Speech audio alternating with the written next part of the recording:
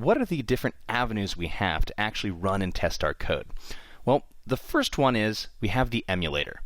The emulator comes with Android Studio and the SDK, and it's pretty slow and sluggish, but it comes already installed and raring to go and allows you to customize and simulate different phones. The second avenue we have is an actual physical device. Now, devices are incredibly accurate. I mean, you're actually running the code on a physical phone. The problem here is that can get pretty expensive, especially if you want to test on 100 devices, because Android runs on so many different types. Your third option is to try something called Genymotion. Genymotion is my particular favorite because it doesn't just emulate a phone, it actually turns your computer into a really powerful phone. So it's incredibly fast, faster than even running on a device. It's also, like an emulator, very cheap. You can just go through as many different devices as you want and simulate them and test things out without having to purchase a whole new piece of hardware. So professionals in general use whatever they particularly prefer. I tend to find that if I have a bug on a very particular device, I will actually test it on a device. But at this point, I no longer use an emulator at all. So why Genymotion?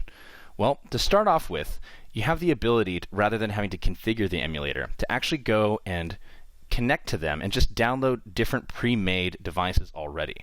Many of these are common ones. You can also customize them, but it's much easier just to download exactly what you want rather than have to set it up yourself. Once you actually have a particular phone running, you'll see this screen. This is the actual emulator itself, or Genymotion itself. Now, you can simulate so many different things outside of it. You can start to mess with the charging level and whether or not it's charging or discharging. GPS is amazing on it. You actually can just go to a map and you can type in a particular location. It'll find it, and then it'll have the latitude and longitude. You can change the accuracy.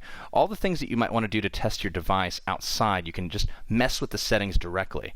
On top of that, you can also connect the camera to your webcam on your laptop, which helps you when you're trying to troubleshoot things that have to do with, camera applications. It's much easier to just quickly go through that experience rather than having to wait to deploy to a device and then move it where you want it to look.